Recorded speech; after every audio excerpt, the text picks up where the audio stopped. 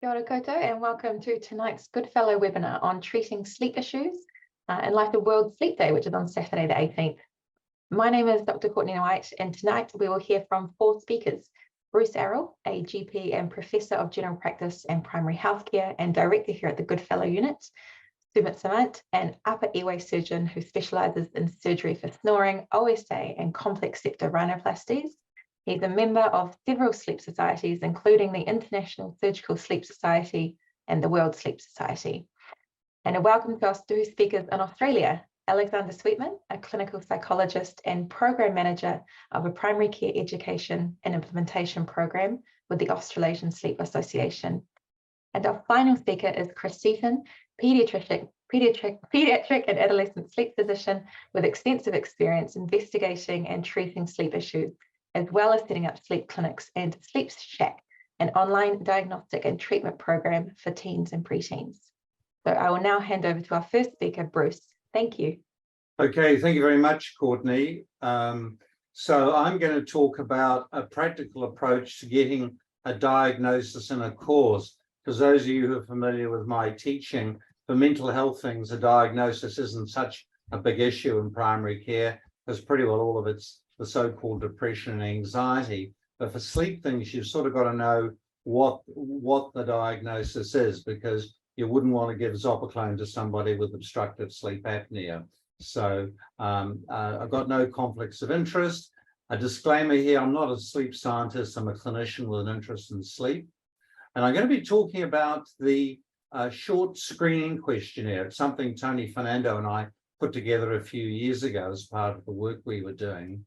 And there is a version of this available on the Health Pathways. It's an older version. On this website, there's a link to the one we've updated. And I'd suggest you actually listen to what I'm talking about tonight, and then maybe have a look at it afterwards. It's a couple of pages long, and you can give it to patients, because as you all know, sometimes sleep issues get brought up at the last minute in a consultation. So you can send them home with this form, and they can email it back to you or bring it back at the next visit. So this is the definition of insomnia we used for the study we published in 2012. Do you have trouble with your sleeping on at least 3 nights per week, such that it interferes with your activities the next day? That is unrefreshed in the morning, fatigue, poor concentration, irritability, lasting for more than 1 month. To have a diagnosis of insomnia, you actually need 3 months, but obviously 1 month gets you away from these sort of acute stress situations. Now, we did a study from the waiting room of 3 general practices in Auckland. 41% of people said yes to us. So there's a lot of this around. We also asked, would people discuss it with their GP? And most people wouldn't. And that is because they think there's nothing can be done about it. It's a bit like acne. You had it as a kid and you expect your kids to have it, and there's nothing you can do about it. Not true. The other thing is they're worried they might be given sleeping pills. And hopefully after you've seen the talk tonight, that won't necessarily be the first thing we go for. So there's lots of it around. And in this study, we got a prevalence on the different conditions. And this is what we found. So 50% of people had depression or low mood, I prefer, anxiety, or as you know, I prefer the term excessive worrying, general health issues. So a lot of our patients will have chronic pain, COPD, reflux, those sort of things. Sleep apnea was 9%. Our questionnaire on the parasomnias, the sleepwalking, restless legs, wasn't very good, and we got quite a high result. But I think in reality, it's about 5%. Sleepwalking would be at maximum 1%, I think. And then there were alcohol problems, other substance problems, and then delayed sleep phase disorder, which was about 2% in our population, but it was an adult population mainly. But we've done work with university students, and 25% of them have delayed sleep phase, and I'll come back to that. And then there's the chronic, or the so-called, the old-fashioned primary insomnia, which is about 12%. And of course, you can have all these things together. We had one lady in our study who had everything, basically. Now, we didn't do a gold standard on that, but she ticked positive to everything.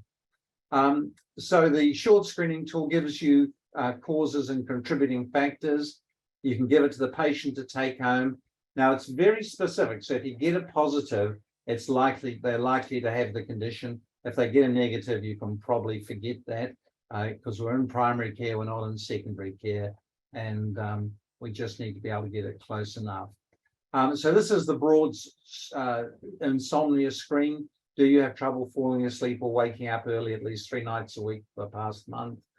Yes. And does it interfere with your activities? Interestingly, in one of our studies, we had a patient who wanted to come into the research because he only slept 5 hours a night. We asked him, was he feeling okay the next day? He said he's perfectly fine. We said, we're very sorry, sir, you can't come into the study because you don't have insomnia. You are lucky you only need 5 hours sleep a night. I'm somebody who needs 8 or 9 hours. So I'm very envious of people who can get away with them. So there's a bunch of, the questionnaire starts off with behavioural and lifestyle issues. Are you a shift worker? I think some of our speakers might be talking about this tonight. You probably need to see a sleep specialist. Okay, so that's, I wouldn't start messing around with that. Do you have a comfortable bedroom? People usually by the time they come to talk to us have got themselves a decent bed. The temperature is quite important. If you work in very hot countries, you may need to have air conditioning at night. I certainly can't sleep in the tropics without air conditioning. Substances in the evening, alcohol, caffeine, nicotine, tea, chocolate potentially can cause a problem. So that's another issue. Nap taking is an interesting thing. So if people are having naps for after 3 o'clock in the afternoon or for longer than about 30 minutes, you lose the sleep pressure at nighttime. So you really need to make sure people aren't doing that. Of course, it can be a measure of something like sleep apnea. These people are exhausted and they're struggling to get through the day, so they need a nap. So it may be covering up some other problem. So you still have to have everyone go through the questionnaire.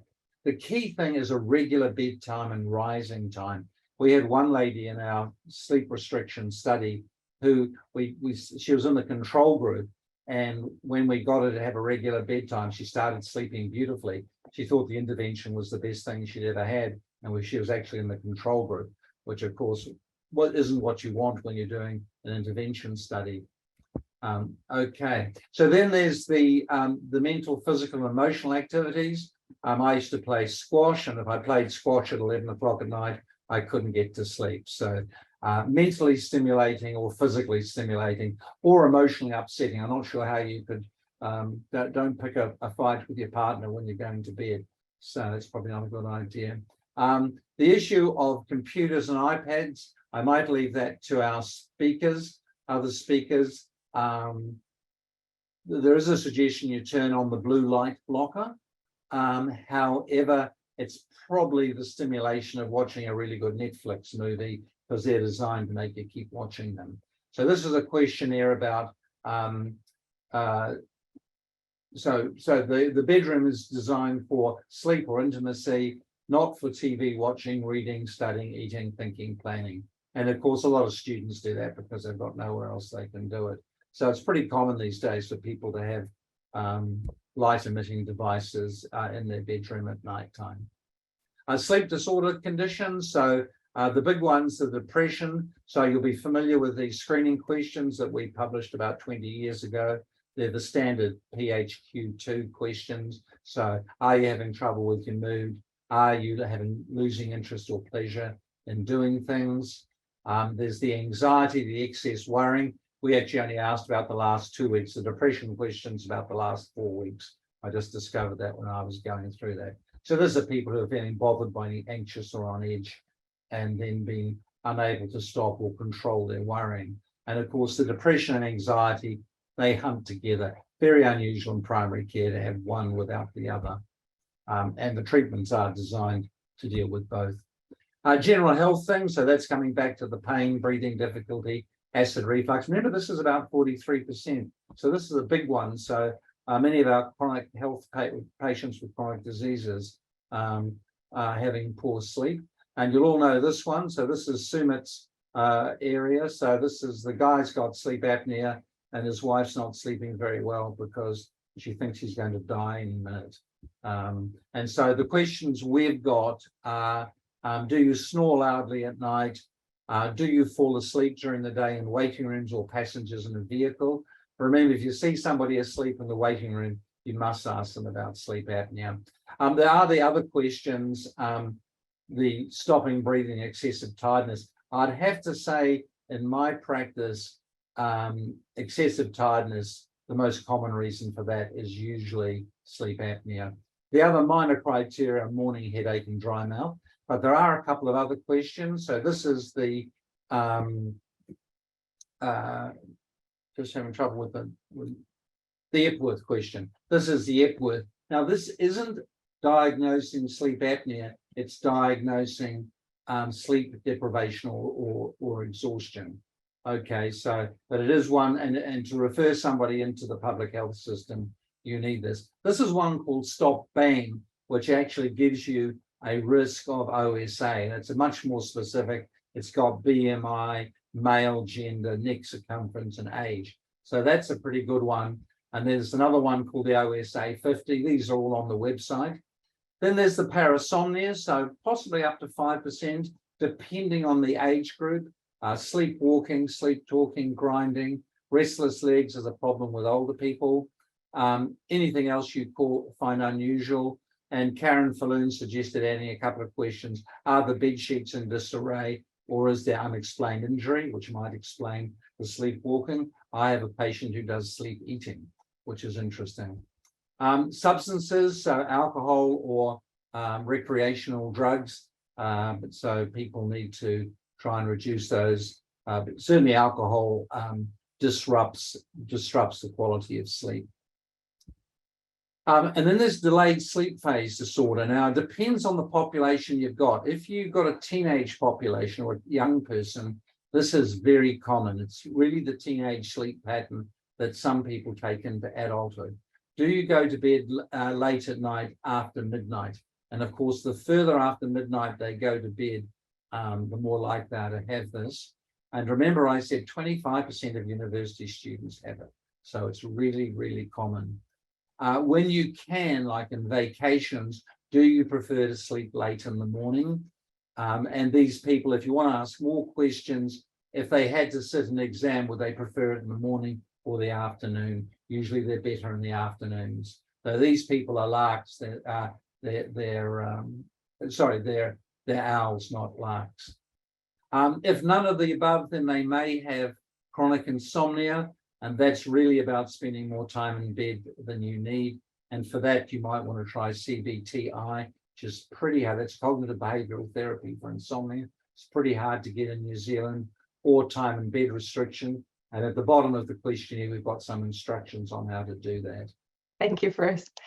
All right, so we'll hand over to our next speaker now, which is Sumit. Thank you, Sumit. Kia ora koutou. Thank you very much for this amazing opportunity. And I would also like to acknowledge my privilege as a man presenting on obstructive sleep apnea in women. And if you see me mansplaining, please call me out. I would appreciate that. Looking at the current perception and mindset around obstructive sleep apnea, the prevalence is around 10% or so in the general population. Patients are generally male and obese. And if sleep study shows moderate to severe OSA and the patient is sleepy, they get put on CPAP. And for a small percentage of patients, CPAP alternatives or adjunctive treatments such as a mandibular advancement device or lifestyle measures or surgery might be indicated. So how do we assess it? We use the Epworth Sleepiness Scale score. We talk about sleep hygiene. We assess patients for other sleep issues like insomnia or movement disorders. We look at their occupation. We look at their risk factors or other comorbidities. We do the stop bang, and we examine their upper airway, specifically ENT and skeletal system. With the limited resources in New Zealand, and I suspect in Australia as well, there is a tight bottleneck for patients to get into and meet the inclusion criteria for referrals.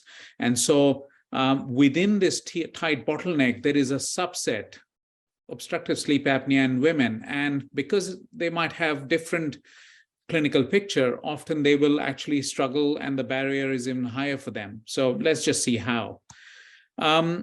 Presentation-wise, women might present more with excessive daytime tiredness versus sleepiness. And what is also problematic is Epworth was actually designed and validated for male subjects. So its use in women might be problematic to begin with. Women might tend to put up with daytime tiredness. They might prioritize their family's needs and other needs ahead of their own. Even when they do want to contact their GP or healthcare specialist, they might find that the problem is unladylike, so it's embarrassing. They might present alone, so we don't get the full picture. And 40% may not even have classical OSA symptoms. And speaking of that, stop bang, the whole bang aspect of it is all kind of predisposed to male patients. Women might present with insomnia, restless leg, or depression, or palpitation, and other kind of atypical symptoms, typical being male symptoms, which is, not the right way to put it. So I take that back. And generally, we see that, women are underrepresented when it comes to family physician visits and underrepresented in studies and literature. So looking at the airway and fat distribution, women tend to show less upper airway collapsibility, and the fat distribution is more lower down in the body, less so around the neck, and that might also impact how they present. They might show an increased arousal and response to upper airway fluctuation, resistance changes, hypercapnia, and hypoxia. I'm not sure why my slide is progressing without clicks, but their sleep studies might show a flattening of the airflow signal, reasonably well-maintained oxygen saturations, but a higher pulse rate variability.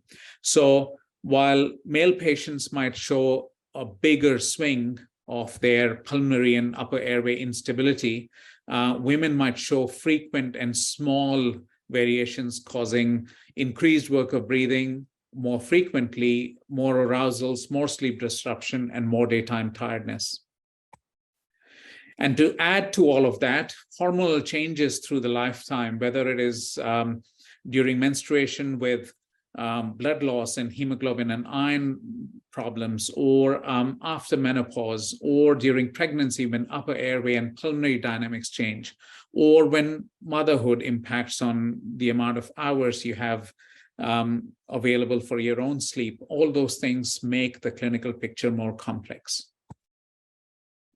When we look at consequences of untreated OSA, the data set might be smaller, but there's clear evidence that there are cardiovascular events and consequences related to untreated OSA in women. The sympathetically mediated response might be blunted, so there's less effective regulation of blood pressure and brain perfusion. So they might develop less refractory hypertension, but more cognitive issues or more white matter damage. When it comes to treatments, there are some barriers. So PAP may not be perceived as ladylike, or there might be an element of claustrophobia or rejection due to past trauma on wearing a mask. The resources for PAP therapy are limited. And when we are talking about mild OSA or an AHI of between 2 and 5 with sleepiness or upper airway resistance, the barriers are even higher. So specifically targeting women's presentations of OSA might give us better treatment outcomes. So certain PAP machines have algorithms specifically for female patients, or expiratory PAP devices are a good option sometimes, and as are mandibular advancement devices and surgery. And of course, we have to recognize and treat comisa or comorbid insomnia and sleep apnea with up to 47% all-cause mortality associated with untreated comisa. So how do we redefine management? We should look at features of UARS and sleep fragmentation from other causes such as insomnia in the sleep study data, not just the AHI. Ideally, multiple nights of study, and ideally before and after treatment. And we're quite excited to actually start using this new ring type device that is the first FDA-approved device for OSA diagnostics, equivalent to a level 4 study. And that might give us a lot more flexibility and maneuverability around a staged, stepwise approach to treatment. We should start from the nose. There's a ton of evidence that nasal airway abnormality is associated with OSA and insomnia. Auto-PAP or CPAP trials or expiratory PAP trials might be less disruptive to someone with a lower arousal threshold to intervention, and CPAP might be quite disruptive to them. And of course, same goes for a custom-made mandibular advancement device or surgery. And we have to manage insomnia and sleep hygiene alongside. And I'm quite privileged to be a part of the regional Auckland Sleep MDM in public and through our private Auckland Sleep MDT service to be able to kind of work towards this redefined management paradigm. In summary, apart from the classical presentation of OSA, we have to be mindful of other ways in which patients might present, especially women. In terms of examination, it is quite easy to kind of call something like this a Mallampati 4, when in fact with a gentle depression of the tongue with or encouraging the tongue muscles to relax with a tongue depressor might actually reveal that it is actually a Mallampati 1 or 2.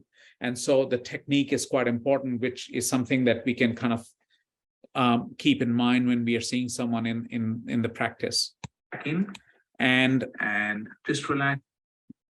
In terms of referring the patient to sleep services, apart from the classical presentation, keeping the other types of presentations in mind and keeping history of nasal obstruction or sinusitis or obvious external evidence of a deviated septum or large tonsils, even grade 2 or a crowded oropharynx, or in absence of those findings, but with a normal neck circumference or BMI, consider that there might be an internal structural problem, and so the patient should be referred for a flexible endoscopy to ENT.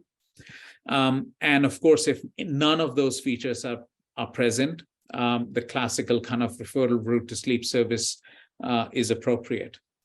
Thank you very much. Thank you very much, Sumit. Okay, I'll pass on to our next speaker, which is Alexander Sweetman. Thank you. So my name is Alex Sweetman, and I'm Program Manager with the Australasian Sleep Association, managing a grant that aims to improve management of sleep disorders throughout primary care, in addition to working with ASA members and the government. So I'll be talking about managing insomnia in primary care this evening. So the Australasian Sleep Association recognises and pays respect to the traditional owners of the lands where we live and work, the Aboriginal and Torres Strait Islander peoples of Australia, and the Maori as the Tangata Whenua people of the land of Aotearoa. And my apologies for any mispronunciation there, presenting to a New Zealand audience. I do quite a bit of work at the Adelaide Institute for Sleep Health at Flinders University as well, and I'm situated on Kaurna country. And Aish at Flinders is located really close to a site of cultural and historical significance, the Warraparinga wetlands. So just to orient everyone, the Australasian Sleep Association is the peak scientific and advocacy body in Australia and New Zealand for sleep health, representing about 1,000 really passionate clinicians, scientists, and researchers working in lots of different areas of sleep medicine. And in 2021, they were successful in winning a Health Peak and Advisory Bodies program that I'm now leading, one of the main aims being to improve primary care access and use of evidence-based sleep disorder resources. So one of the main resources that we're promoting is a brand new online primary care guideline that provides a lot of an overview of information, and then also a lot of detailed information on the assessment, diagnosis and management of both obstructive sleep apnea and insomnia in the primary care setting. So feel free after the presentation or sometime in the future to go and have a look at these resources. I'll fly over insomnia management this evening with only about 10 minutes, but a lot of what I'm talking about is described in more detail on this online guideline. So this was led by researchers and a GP at Bond University, and the Australasian Sleep Association has now taken ownership of this online guideline. So Bruce covered insomnia disorder assessment and diagnosis perfectly, so I don't need to spend too much time on this. Basically includes frequent nocturnal symptoms in the clouds here, in addition to impaired daytime feelings or functioning. And if these persist for at least 3 months, it can meet criteria for chronic insomnia disorder. So about 30 to 50% of adults have acute insomnia symptoms, so symptoms for less than 3 months, and about 10 to 15% of adults fulfill criteria for chronic insomnia disorder. So we're talking about a really large portion of the population here. And this is important because chronic insomnia has consequences about, including reduced daytime function, poor mood, irritability, reduced quality of life, productivity, increased healthcare utilisation, and we know that chronic insomnia is one of the most consistent risk factors for depression and other mental health symptoms, and also some research and a recent meta-analysis indicating that insomnia might be a risk factor for hypertension. So a prevalent and debilitating condition. Thankfully, we have an extremely effective treatment available. So cognitive behaviour therapy for insomnia is recommended as the first-line treatment for chronic insomnia by pretty well every major international sleep, medical and primary care society. There's been hundreds and hundreds of clinical trials now demonstrating the robust effectiveness of CBTI. And I've got 25, it's probably up to 30 or 40 meta-analyses now showing that CBTI improves insomnia symptoms, daytime function and quality of life, reduces depression and anxiety symptoms, reduces sedative hypnotic dependence, and we know that CBTI is cost-effective over time compared to pharmacotherapy. And because CBTI targets the underlying causes of insomnia, all of these effects are maintained long after treatment cessation. So while medications target the surfacing symptoms of insomnia, CBTI really aims to identify and target these underlying causes, and that's how it leads to the longer term improvements.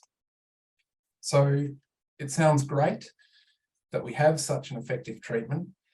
Despite all of these guidelines strongly recommending CBTI as the first-line treatment, only about 1% of adults with insomnia currently access CBTI. So there's this huge gap between current evidence and practice, and there's a great need to improve access to CBTI throughout the community and in primary care. So what is it? CBTI is a multi-component therapy, so some of the different components are listed in the green box here. It's generally delivered over 4 to 8 weekly or fortnightly sessions, which allow patients to complete a sleep-wake diary each morning between the different sessions to review how their sleep and wake patterns are progressing and hopefully improving.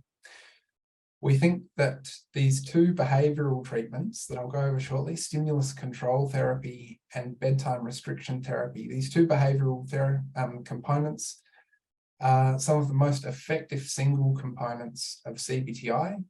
Consequently, these have been transformed into brief behavioural therapies that are more suitable for delivery in the primary care setting.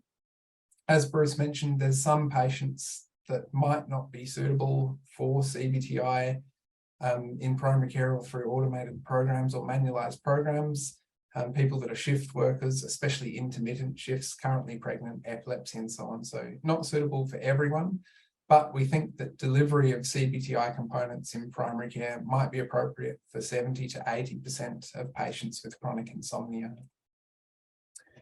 So before going into the two behavioural therapies, it's often really helpful and important to provide some factual information about sleep-wake patterns throughout the night and the different processes that control our sleep, like sleep pressure here. This can help dispel some of the really common myths and misconceptions about sleep that people with insomnia might have. And also talking about sleep pressure can help provide patients with a rationale for the different behavioural treatments that are then introduced, which will hopefully encourage adherence to these treatments. So just like we have a biological need to eat, the longer we go without food, the hungrier we become, we also have a biological need to sleep. So this graph is showing someone's sleep pressure from low sleep pressure down the bottom to high sleep pressure up the top, and how sleep pressure increases from the time that they wake up in the morning, increases during each hour of wakefulness throughout the day, until it's quite high at 11 p.m. by the time that they go to bed and fall asleep. And then when they do fall asleep, there's initially a steep reduction in sleep pressure, and then a more gradual reduction in sleep pressure toward the second half of the sleep period, until we're back to the starting point again, ready to start increasing again the next day. So this shark fin shape. And it can be really helpful to talk to patients with insomnia about how we can actually use sleep pressure to improve sleep. So staying up later, past the time they normally go to bed, might increase sleep pressure and help them fall asleep quicker or return to sleep. Whereas sometimes getting out of bed early or at a regular time at least might help us start the day with some pre-existing sleep pressure that will then help us fall asleep that subsequent night. So basically higher evening sleep pressure can help us fall asleep quicker and return to sleep quicker throughout the night. So how does this work in the behavioural treatments? I'll fly through this, but it's on the online guideline in more detail if anyone wants to have a read and start delivering this treatment in the future. So stimulus control therapy, developed several decades ago, a list of quite simple instructions that we can talk about with the patient. The important thing is that stimulus control therapy should be practiced each night over a number of weeks. So it's not a once-off or just try out one night and give up type of therapy. This is something that requires a bit of motivation and persistence over time. So some of the instructions, and Bruce touched on these, to use the bedroom only for sleep and intimacy. So avoid watching TV in the bedroom, doing work in bed especially, or reading. If possible, do these in another room, or if that's not possible, at least do them out of bed. So we want to reassociate the relationship between the bed or the bedroom and rest and sleep, rather than the association between being in bed and being awake. The second point is to go to bed only when feeling sleepy. So it can be really handy to differentiate feelings of tiredness, exhaustion, fatigue from sleepiness. So that feeling that our eyes are getting really heavy, and when we put our head down, we feel like we could fall asleep. That's this feeling of being sleepy. So go to bed only when we have these feelings of sleepiness, rather than going to bed earlier. Once people have gone to bed, if they're not asleep within about 15 minutes, have a guess at 15 minutes, no need to watch the clock, but if they're not asleep within about 15 minutes, get out of bed and do something else, ideally in another room. That's to avoid spending longer than we need to trying to fall asleep at the start of the night. Set up a list of tasks that can be done in another room, and then when the patient's feeling sleepy again, return to bed. So repeat these 2 steps until they're asleep. So for some people that can take 3 or 4 repetitions, and it can delay the sleep onset period, but eventually everyone will fall asleep. And a really important one is to get out of bed at the same time each morning, to get some bright light in the morning and train our circadian rhythm, but also to wake up and start the day and allow our sleep pressure to start building for that subsequent night. And finally, to avoid long daytime naps, because that can reduce our sleep pressure in the afternoon.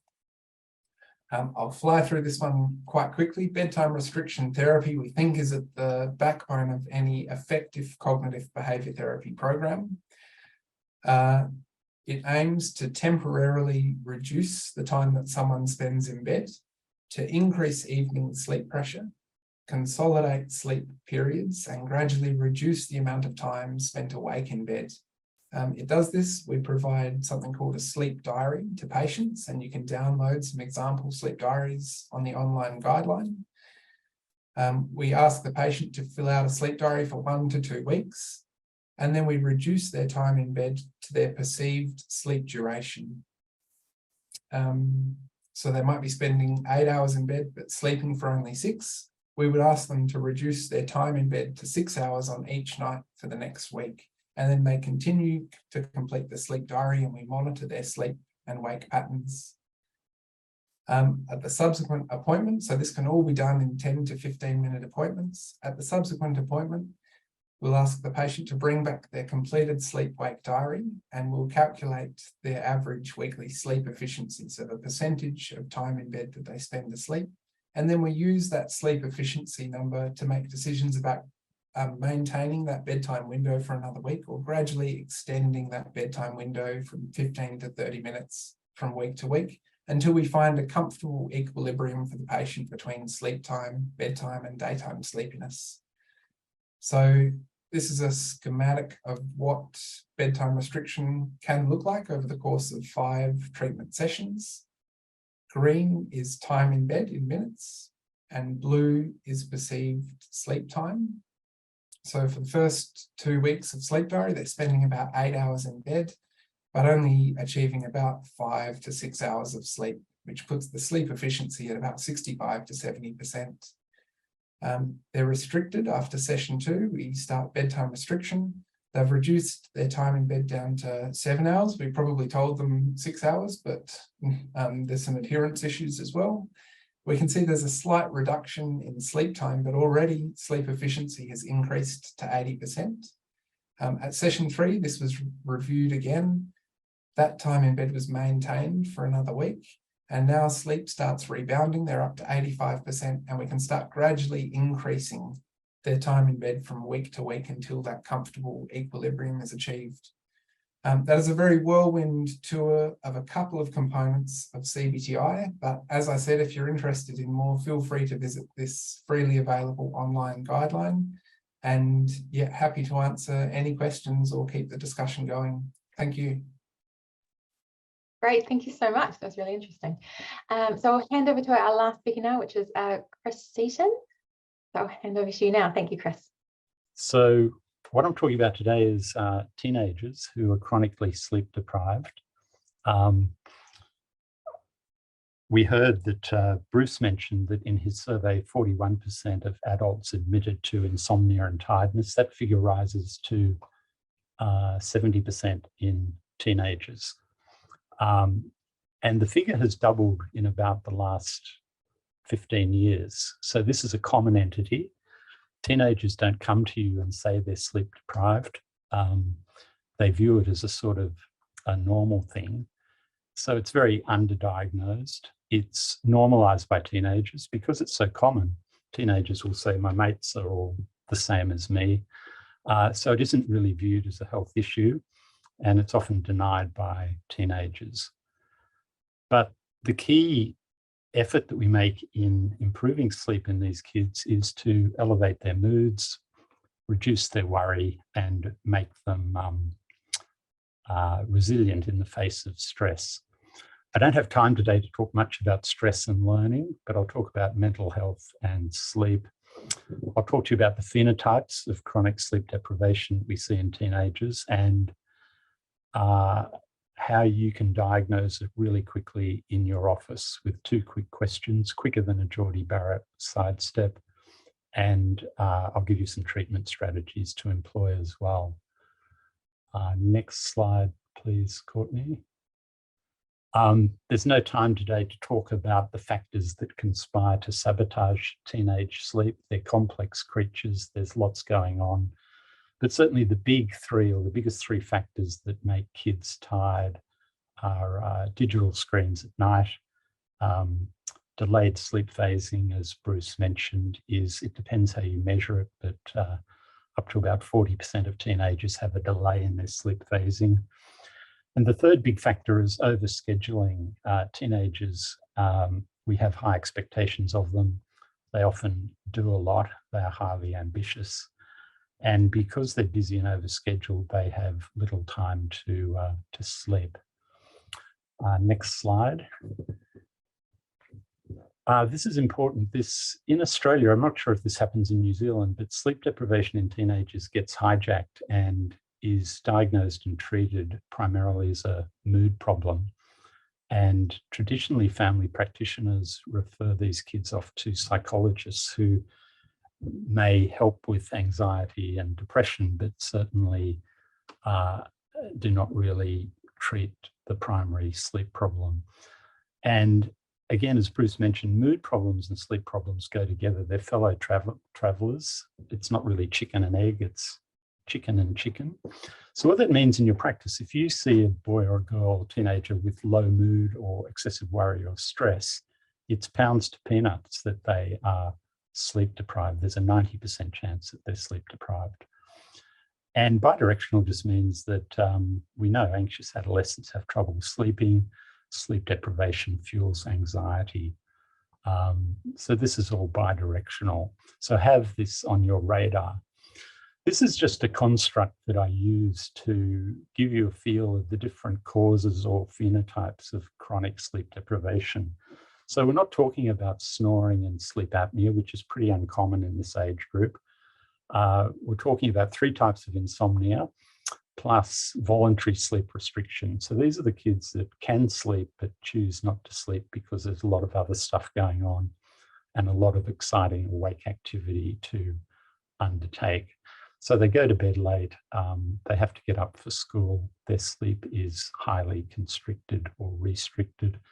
Teenagers need about 9 hours sleep on average, and that doesn't change much through adolescence. And then we have 3 sort of types of insomnias: delayed sleep phase disorder, which has already been talked about. Again, very common in teenagers. These kids are highly energized at night. They've got busy brains. They can sleep if they go to bed very late, but if they go to bed at an age-appropriate time, they have real trouble getting to sleep, sleep onset insomnia. And conversely, in the morning, they are tired and have what we call sleep inertia. And this is similar to jet lag, and it's called, often by North Americans, called social jet lag.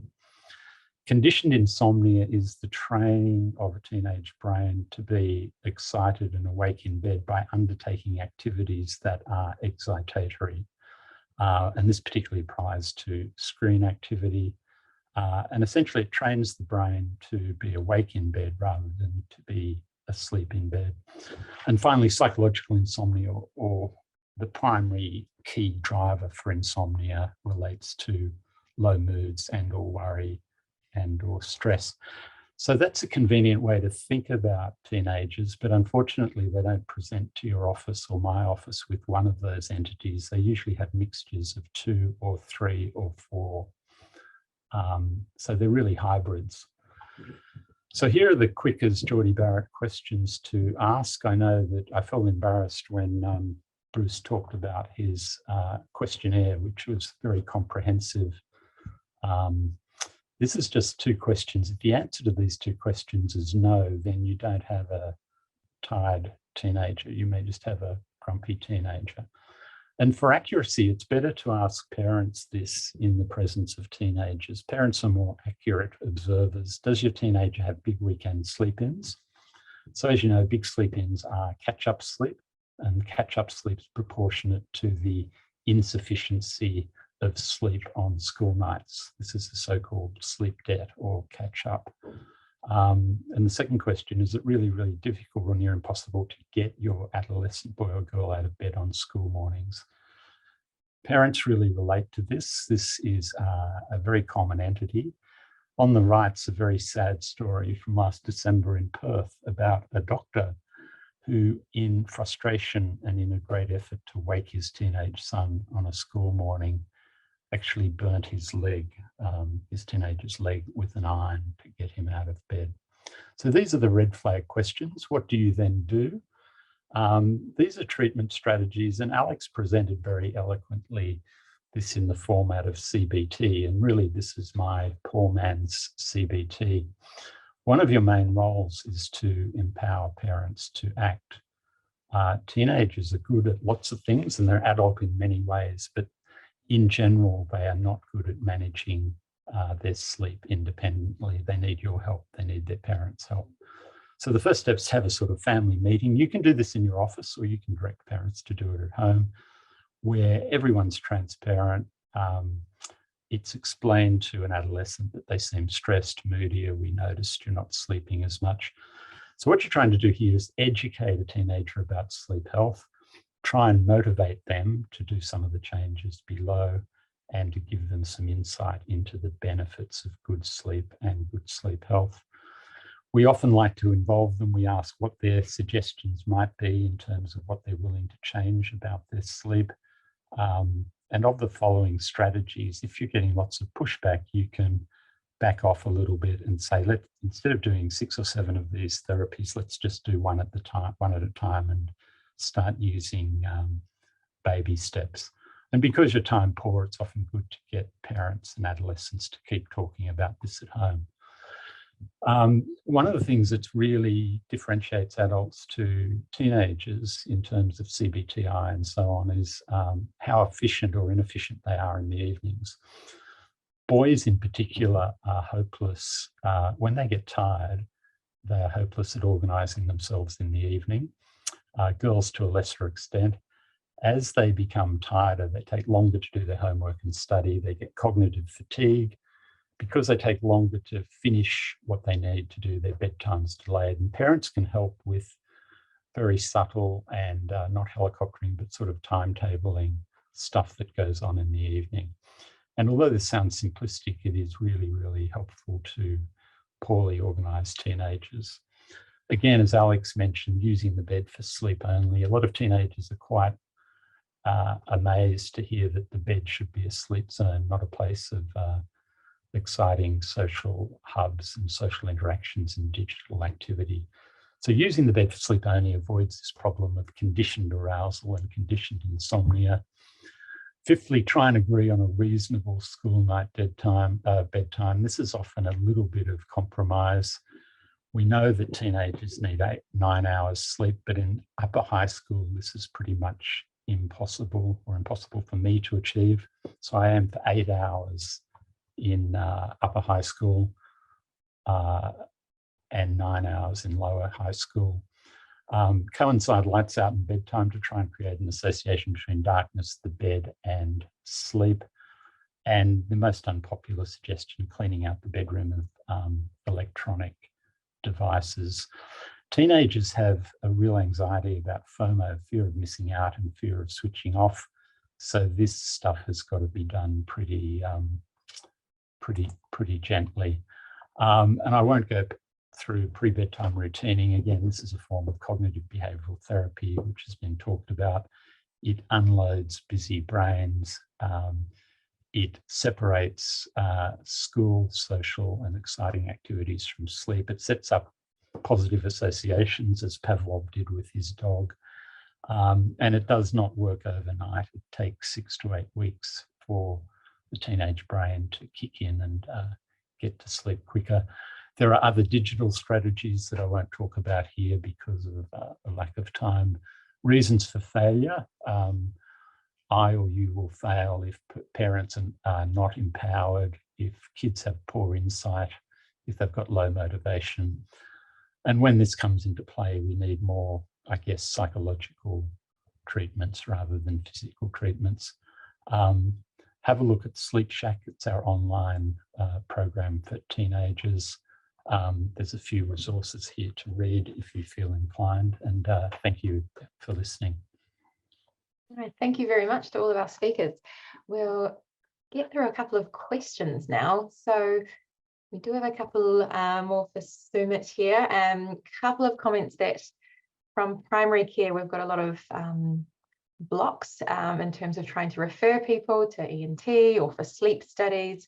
Is there anything else we can do from our end to either help the referral or advocate for our patients, or anything else we can try in primary care? Absolutely, Courtney. That's a really, really huge problem right now. You're absolutely right. I saw in the question somebody said that patients been waiting for 600 days, and the last count in our discussion in the Auckland Regional Sleep MDM in public, for routine sleep studies, the wait was 12 months, but it may well have become longer than that now.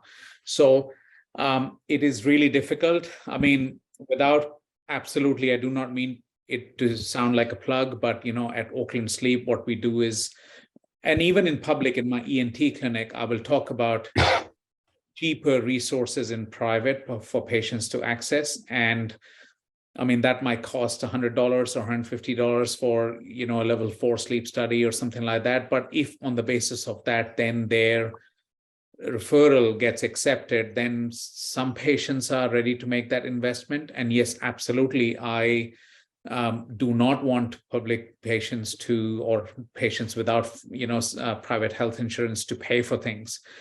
So if I see someone who, for example, a mandibular advancement device, it's not available through public, and so I get patients to come to my private clinic. We do our stuff for free, and then the manufacturing costs, which come directly from the manufacturer, the patients pay them at a special rate for the DHB without any additional costs. So there's a few things like that we try to do and if we do a sleep study for free, or which we do very often, or for a heavily discounted cost, and then that avoids another patient being added to the public system, then in theory, that kind of reduces the load on the public system as well.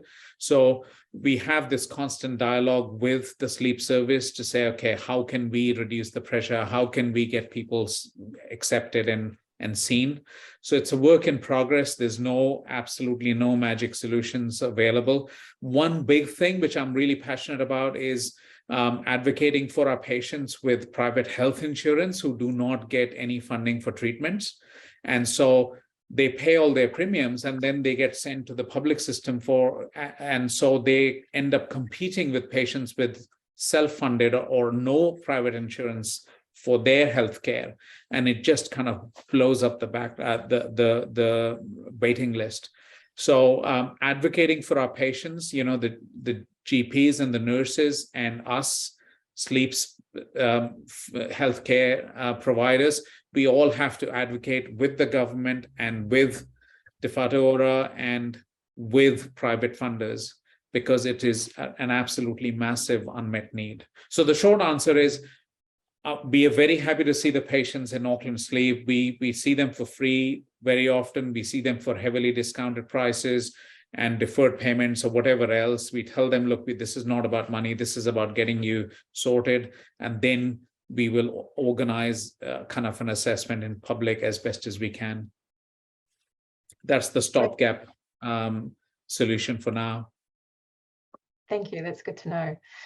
Any comment as well on kind of ENT access? So trying to refer people for deviated septums or large tonsils, anything else we can do from a primary care end? Yeah. At ADHB, because I work there, I can kind of talk to it directly. I must say that we are still quite fortunate in that we can accept pretty much most referrals for deviated septums and nasal obstruction and large tonsils and things like that. I know that things are not as easy in other DHBs. Sleep MDM is kind of a regional referral point as well. So if the patient has had either a sleep study in private or even just an oximetry in private, and they have so there's a compelling evidence, not just I've seen a deviated septum, can you sort this person, And I don't mean that in a dismissive tone, but if there is a compelling case for sleepiness, fatigue, reduced productivity, risk while driving, and then there's an obvious structural issue, then if you refer the patient to ENT, then it is more likely to be accepted. And if that's a problem, if the patient gets referred to the sleep MDM, and that can just be sleepmdm@adhb.govt.nz, and you just send an email with a referral, we will try our best to get the patient seen in the right place at the right time.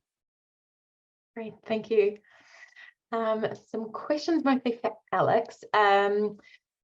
You talked about bedtime restriction. Is that the same as sleep restriction? I've heard that be talked about as well. Yes, used interchangeably. I grew up under the supervision of Professor Leon Lack in Adelaide, where bedtime restriction is preferred because it's a less frightening introduction to the concept than sleep restriction. And really, we're restricting time in bed rather than trying to restrict sleep per se. Also, it's increasingly being referred to as sleep efficiency training, but it all essentially means the same thing. Great, thank you. And for those that are doing the bedtime restriction, obviously it sounds like something we could try and implement in primary care. You said sometimes there's some issues with compliance. Is that because they're falling asleep when they're supposed to be doing their sleep log, or what are some issues there that we need to be aware of? Yeah, so adherence or compliance has been defined in heaps of different ways. So Sean Drummond at Monash and his group led a really thorough review of this area maybe 12 months ago or so. And there's probably a myriad of reasons. Some patients might be, after sleep pressure builds up over the first maybe 3 to 4 nights of bedtime restriction, some patients might be actually struggling to stay awake up to their newly assigned bedtime. So that might discourage adherence. Other patients, I mean, spending only 5.5 hours in bed each night for 1 to 2 weeks, we know that's going to be really hard. So that might cause adherence issues. There's probably a bit of a dose-response relationship as well, where a bit of bedtime restriction therapy is better than no bedtime restriction therapy at all. Courtney, could I make a comment? Just to add to what Alex said, when we did the trial with Tony and I, one of the problems was people didn't know how to occupy themselves from like 11 o'clock to 1 o'clock. I was really surprised. Like, it suggests doing a bit of ironing, reading. A lot of people don't read anymore. They only have screens. So I don't know whether that's an issue, Alex. Yeah, it was just, what do I do between now and 1 o'clock when I go to bed, sort of thing. That was the problem. So great pragmatic advice to give them examples of things that they can do or work through possibilities.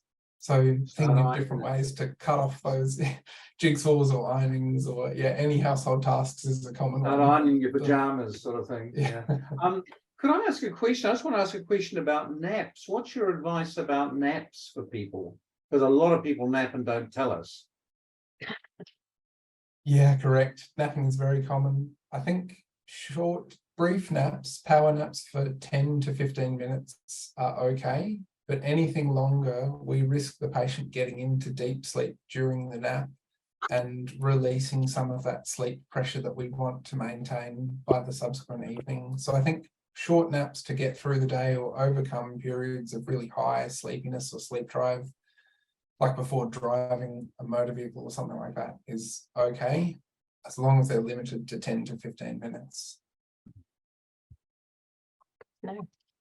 A couple of questions cropping up, probably more for Chris, about medication around sleep. What are your thoughts? We've had some questions about melatonin, tricyclics, inheriting patients who have been on dopi or benzos for a long period of time. Could you talk a little bit about medications and their role in sleep or insomnia? I mean, certainly for teenagers, we shy away from medications for lots of reasons, with the exception of perhaps, very short-term insomnia. If a boy or girl's coming up to an exam and they just need 1 or 2 nights of good sleep, we might use Zolpidem, but very rarely. One of the problems we saw, even with melatonin when it was introduced, that we added supplemental melatonin to our sleep programs for teenagers. And we noticed over the ensuing 12 to 24 months, our psychologists and I noticed that our success rates of treatment were going south. And we didn't know whether we were losing our touch or getting old. But when we nailed it down, we worked out that when we prescribed melatonin as an adjunct to behavioural and other therapy, the teenagers were less likely to do the other therapies because they had a magic bullet, or what they thought was a magic bullet. So certainly in our group, we really shy away from all medications. We have some teenagers with special problems, such as visual problems or autism, where melatonin has a role, but certainly in general practice, no. Any thoughts on the use of tricyclics or sedatives like benzos or zopiclone? I mean, most of the teenagers, by the time they get to me, they've gone through a gamut of medications. The real problem I have is a lot of the kids I see are on antidepressants, and sometimes 2 antidepressants at once. And in teenagers, antidepressants are very blunt tools anyway for low moods and depression. They just don't they don't work well. So we try and use good sleep as a sort of a mood enhancer. But from my point of view, it's not good professional role modeling even to really support the use of any of these drugs as primary drugs for sleep. But certainly in Australia, pediatricians and family practitioners use the commonest drug used for sleep in pediatrics would be clonidine or catapres, and Phenergan or Valogan. And there's evidence that you may get to sleep quicker, but these sort of drugs, clonidine, for example, causes fragmentation of REM sleep and often a hangover effect in kids. So the reason I didn't talk about drugs is because I don't use them. Sure. Great. Thank you, Sumit. I see you answering some people's questions there. Thank you. Can we get any comments on maybe from Alex about, have you seen an effect from like blue light device use, and has that increased the incidence of insomnia, things like that? Yeah, not in my own research, and I'm not sure of much research in adults even looking at blue light devices' effects on insomnia and sleep, but I know it's an area that's received a lot of interest in children and adolescents. So Chris can probably comment on that. I'm at Flinders University. I've worked alongside Professor Michael Gradisar for some time, who's done research into the effects of blue light emitting devices and also stimulating devices like video games or watching movies and whatnot. And someone correct me if I'm wrong, but I believe it's more the sleep fragmenting effect is more due to the mental stimulation than the blue light per se of these devices. Yeah. That's what I'll do. Yeah. Sumit. I've got a quick question for Alex. What do you think about brief behavioral therapy for insomnia, Alex? Yeah, so I am in great support of distilling and promoting any evidence-based behavioural therapies in any modality in any way we can. I published a paper in the Australian Journal of General Practice a couple of years ago, giving a bit of a step-by-step guide on GP delivery of brief behavioural therapy. And maybe that's one that Paul or Courtney could attach to the video or website or wherever this goes after the presentations, which is an open access link, sort of a step-by-step guide on what it is and how to deliver it in general practice. But yeah, fully supported. I ask because there's a, sorry, Courtney. No, there you go. we in our practice, we are quite kind of keen to treat comorbid OSA and insomnia to get just better overall outcomes for patients. And, whether, I mean, from an ENT practice, expanding into a sleep practice so that we have custom-made mandibular advancement devices and insomnia therapy available alongside upper airway treatments just seemed so logical that kind of, and resources being so difficult, any patient that we would refer for these treatments anywhere else would either struggle to get in or wait for ages or not be able to afford treatment. So that's where these strategies where community-led or a GP practice-led, or even through our clinic, but just a short and sharp, not very expensive, but effective treatment option seems logical. So I'm happy to hear that you've got a paper on that. You're the expert. Yeah, I love the suggestion of including insomnia management and CBTI in a sleep clinic that historically specializes in sleep apnea. So the comorbid insomnia and sleep apnea area is one of my main areas of passion. For my PhD, quite a while back, a decade ago, I started. My main PhD project was to recruit patients with both insomnia and obstructive sleep apnea. And we randomized half of them to receive a 4-session CBTI program, and the other half didn't receive any additional treatment. And then afterwards, they all started CPAP therapy. And we found that those that received CBTI had much greater improvement of insomnia, and they were more likely to accept CPAP and used CPAP for about 1 hour more per night over the next 6 months. So that's part of what led to this whole COMESA field that's gradually taken off now. I have a couple of questions for Alex. One is if there's any of the CBT for insomnia in other languages. Yeah, that's a great question. The short answer is yes. So CBT has been developed and implemented all over the world in different languages. Maybe reach out to me via email if there's a specific language that you're thinking of, and I can try and track down a CBTI program or direct you to people that might be able to track one down. Thank you.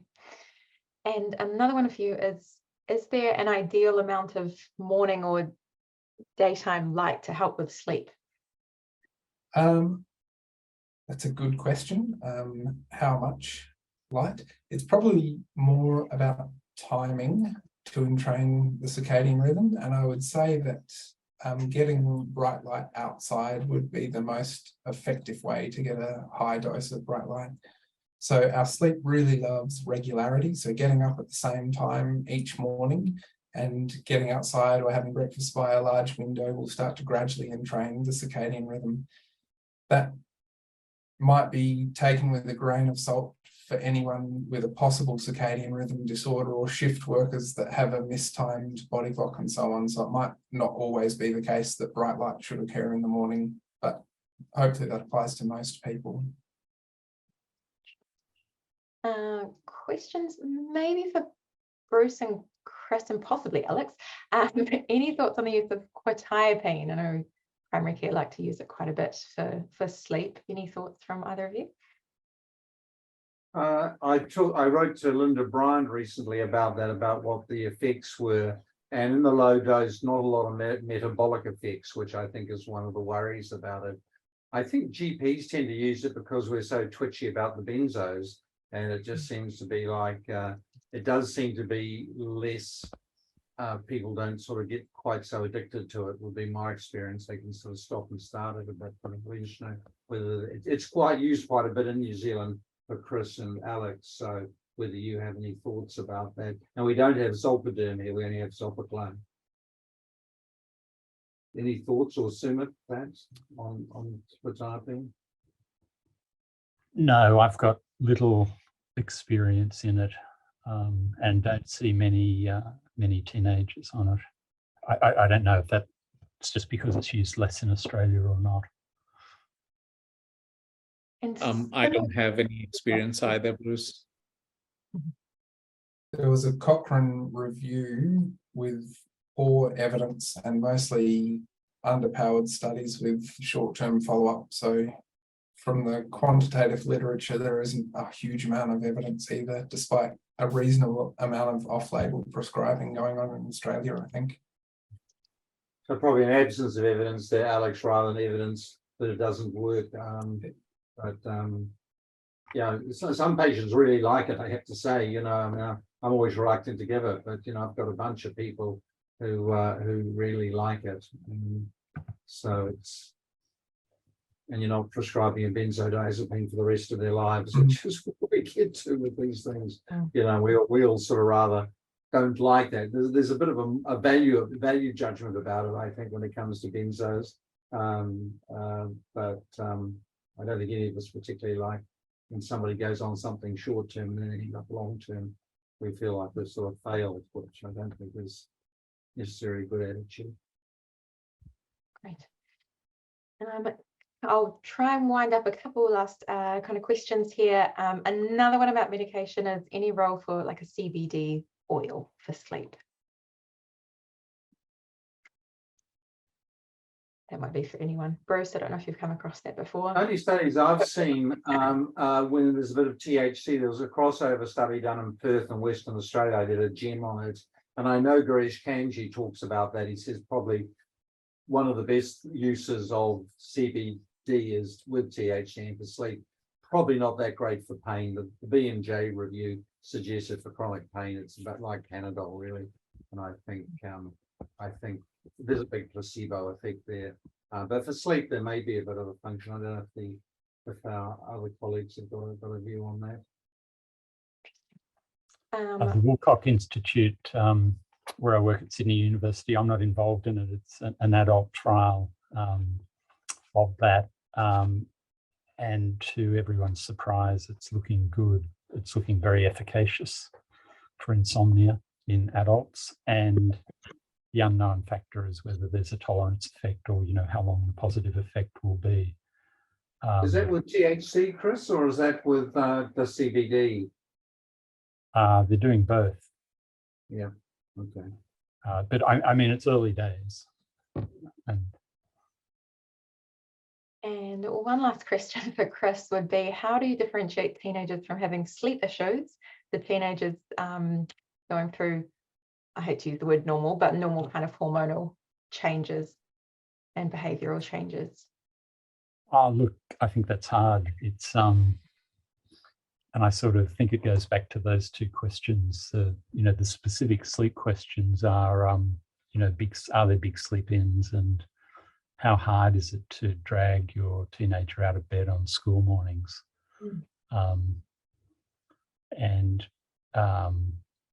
I mean, the evidence is we did a 12,000 student anonymous survey and found that 73% of teenagers are chronically sleep deprived, and almost 50% when you describe delayed sleep phasing, you know, excited and alert at night and sleep inertia in the morning, almost 50% related to that. But I think in primary practice, it is often hard. It's not only hard to sort out who's sleepy and grumpy and who's just grumpy, but also the treatment of it is hard. Teenagers don't buy into, you know, selling sleep health to teenagers is a hard gig. They view sleeplessness as valuable and sleep as a little bit of a waste of time. And I think in primary practice, it's, you know, maybe with some parents, you can get a bit of traction by empowerment and insight, but in general, it's the GPs I talk to, my colleagues, find it a very, you know, very, very hard gig. Certainly in Australia, psychologists, or in Sydney, psychologists tend to shy away from CBT and other things for other disorders, but they tend to shy away for using it for sleep.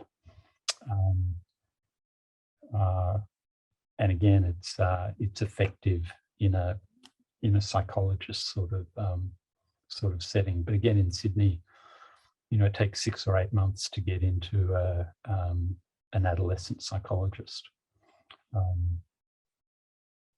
So, you know, waiting times are difficult.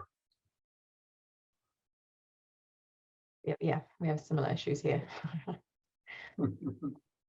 That's about all we've got time for. So I'll take the time again to thank you to our speakers, Bruce, Sumit, Alex, and Chris, for your time presenting this evening. Really excellent. I learned a lot. To everyone, thank you so much for joining us tonight. So thank you, everyone. Have a lovely rest of your night. Thanks, Thank Courtney. you very much.